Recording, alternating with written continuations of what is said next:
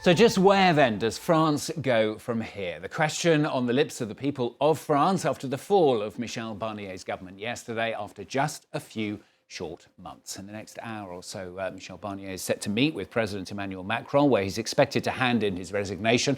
All the signs pointing to Macron probably announcing a new prime minister either today or in the next few days. He's understood to have already spoken to several potential candidates even before the Barnier government collapsed. Well, we're going to cross live then to the Elysee Palace, talk to our senior reporter, Norris Trent, who joins us from there. Catherine, a very chaotic 24 hours in French politics. Is it going to calm down at all now? Well, that's the big question, isn't it? Good morning to you, Stuart. Here at the Elysee Palace, we're waiting to see what the next steps are. And it could unfurl very quickly. Indeed, President Macron is hoping, he's said to allies, to name a new prime minister within 24 hours. He doesn't want this to turn even into more of an even more drawn out long political crisis than it already is. So what's going to happen here today is that the outgoing prime minister, Michel Barnier, whose government fell last night, is set to arrive here at the Elysee at around 10 a.m. French time, where he will hand in his resignation and that of his government, which of course lost that no confidence vote in Parliament. And, already, that's a formality. But what's going on behind the scenes is likely to tell the next chapter in French politics. Who can and will Emmanuel Macron name to be his next prime minister to replace Michel Barnier? There are quite a few names in the offing as we speak, but no confirmation. We do know that the president is due to appear on French national television news in the prime time slot at 8 p.m. tonight. Whether he'll be announcing a name before then or during then, kind of what his stance is going to be, we're going to have to wait and see. Now, it's likely to be someone probably from the right or centre of French politics. It's not thought that he's going to give in to pressure from the left of the French Parliament to name someone from their bloc, even though it did come out with the most votes in June's snap elections. It's thought that he's likely to name an ally from the centre or the right and basically call the bluff of the National Rally, saying you've voted no confidence in my government once, you can't do it again. But again, we're going to have to wait and see. Yeah, it does seem strange, doesn't it? Because if you just name somebody from that bloc, as you say, it's just going to be more of the same, and we could be exactly back to the same situation in a month or so's time. That's correct. And whether they can get a budget through the French Parliament, which the French economy desperately needs right now, its economy is in pretty dire straits, is another huge question. But you have to put into that equation the fact that Marine Le Pen, the leader of the National Rally, has already voted down one government. And she is walking a very careful line this morning, Stuart, not to try and alienate some of her voters who perhaps think it might have been irresponsible to bring down the French government at such a time when it is in financial dire straits. So will she dare do it again? That's something that perhaps Macron's new government, if he stays in place, will have in its favour. Alongside that, you've got the rumblings, though, of even people saying, look, to start afresh, to not have the same situation time and time again, Macron himself, as president, should resign. And in a recent survey, 63% of the French public said they thought Macron should go, that he's to blame for the current political crisis. No signs of that on the cards at the moment, but people are openly saying it now, especially on the hard left. Catherine, thanks very much. Norris Trent, there, our senior reporter there at the Elysee Palace. We'll be back with her during the morning, particularly, of course, as there's new news to bring you. So do stay with us for that. Well, with me here on set now is historian of modern France from Queen Mary University in London, Andrew Smith. Good to have you with us, Andrew. A complete coincidence that you happen to be in Paris today. So great to see you on set. I was just saying to Catherine, I mean, what chaos. I mean, watching this, as you normally do, from the UK, this must seem, well, a bit like British politics, could I say? Absolutely. It's one of these things that, it was really no surprise that it happened, but it was shocking that it happened. It's been a gradual collapse. We have this, sense that there is these three blocks, this tripolarity in the Assembly. There's a real need to find some kind of common ground between them. And you always see consistently is this refusal to give up, refusal to kind of really allow any kind of concession. And that's right been from day one when the New Popular Front put forward Lizzie Gastet's, of course. That presented very much the agenda of the left. Emmanuel Macron, as president, said, no, you can't rework everything that I've tried to do in the past. And so he said he won't turn to the right. And so he tried the centre. But as we've seen, it was unable to secure that support, even though it had that kind of tacit backing, as it were, from the far right. And so, yeah, it seems fairly chaotic. And really, I think the important thing is that the dissolution, the censure, the collapse of the government, it's not a solution. It's not an end in itself. It's only the start of another problem. Yeah, I mean, we were just saying with Catherine, I mean, the trouble for him is that he's likely to name, actually, somebody who's probably a similar candidate to Michel Barnier. So aren't we just back in the same situation that we were before? Absolutely. I mean, well, Jean-Luc Mélenchon said in commentary that, the president could name another 3 Macrons every kind of 3 months and we'll bump through to the legislative elections. And there's a big possibility of that. Of course, we've seen some names, Sébastien Lecornu, the defence secretary.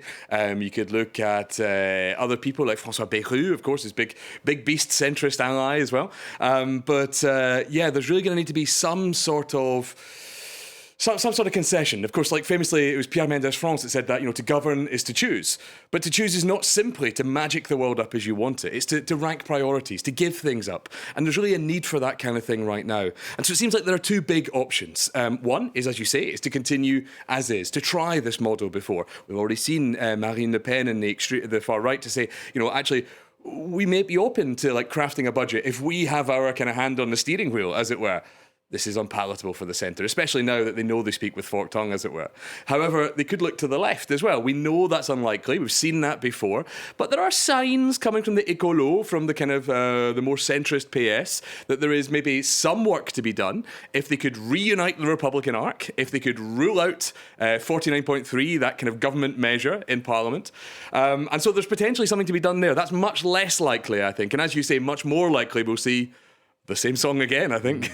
Well, stay with us. Let's look at some of the candidates now in this report. In uncharted territory, Emmanuel Macron is under pressure to act fast. He could name a technocratic government to hold the fort until next July, when fresh elections can be held. Or he could reappoint Barnier at the helm of a caretaker government. But to move the needle at the Assembly, the president may seek new blood.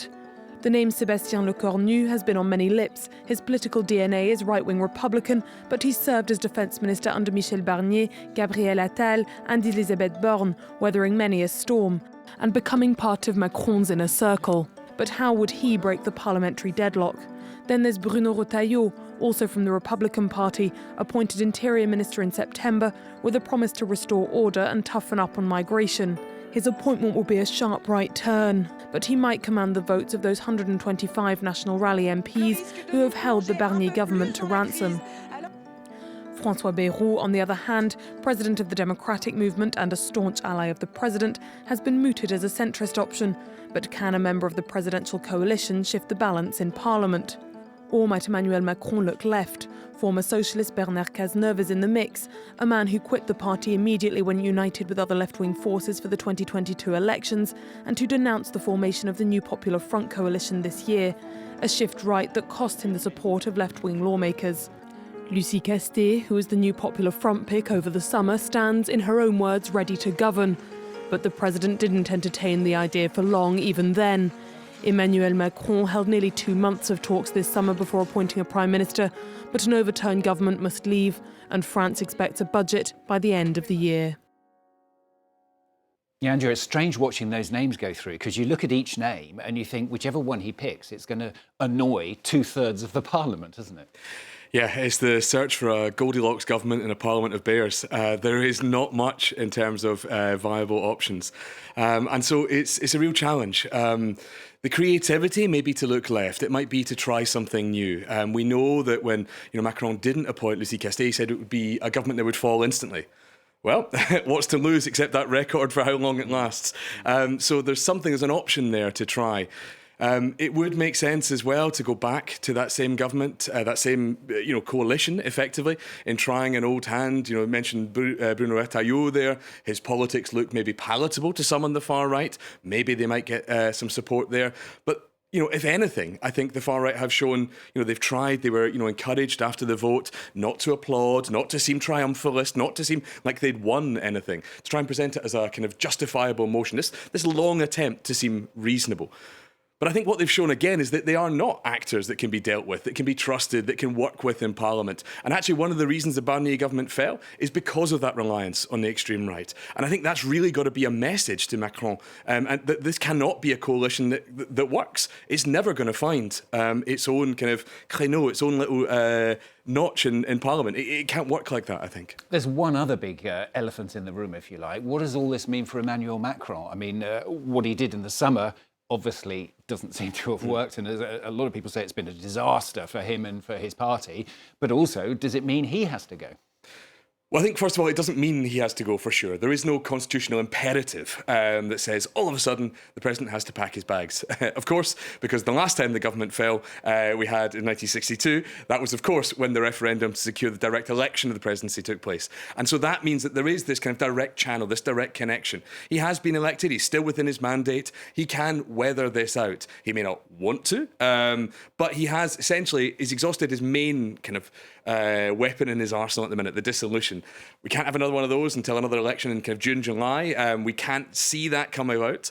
So it's really got to be something that finds a way around this, whether it be, again, some kind of technocratic measure in the meantime, whether it be a new, reliable government that works, or something like that as well. For Macron, it is damaging, but he will seek to present this as blockages in Parliament and try consistently to present himself as the person that can find a way through those blockages. We know on the plane back from Saudi Arabia, he talked about his success with Notre Dame, his success with the Olympics. Domestic politics, that's a problem with the Assembly. And I think that's how he's going to try and run it here as well. He needs a Prime Minister who can command a majority. The Fifth Republic, we talk about its structures, but ultimately, what is it? It's 289 MPs, it's a majority, but we've actually he's demolished the PS and the LR's grip on those majorities. And so now, it's a challenging situation for him to find that new way through this blockage. Andrew Smith, great to have you with us here on set he's a historian of modern France from Queen Mary University in London. Thank you. Well, of course, it's also a bit of a headache for Europe as well. A little earlier, we spoke to our correspondent in Brussels, Dave Keating. This is very scary for the EU because now you have both France and Germany in this period of rudderless leadership, political chaos. We have in Germany, they've really kind of been absent from the EU stage for a long time under the leadership of Olaf Scholz over the past 3 years, and now he's been forced to call a snap election in February. And so with that uncertainty in the EU's two main countries, the Franco-German motor, as it's called, this does not put the EU as a whole in a very strong position. Separately, you also have the economic concerns. So this political chaos has actually forced markets to downgrade France's bonds down to Greek levels because of the chaos that's happening. And that, of course, is spurring concerns over a new Eurozone crisis because of France's very, very high deficits, about 6% of GDP, extremely high. The European Commission put France under an excessive deficit procedure earlier this year. In a way, that's what kind of sparked this crisis, because Barnier's budget had to respond to that procedure. It had to address the Commission's concerns about the French deficit, but the measures that he was taking to address those concerns were deeply unpopular with the far left and the far right, and that's why we've seen what happened last night. The issue is whoever replaces him is probably not going to be able to put in the kinds of budget reforms that are now required by the EU. So how does the EU respond to that? It's a very delicate situation, and it's worth pointing out that this is why the Commission delayed putting France under this excessive deficit procedure for so long. France often gets different standards applied to France than are applied to other countries because it's France, because it's such a big, important country. And this is an example why. The Commission doesn't want to be seen as causing this political chaos in France, as causing these cuts to Social Security, cuts to pensions, changes to pension rules. So it's going to be a delicate dance for the Commission over the coming month as it responds to this.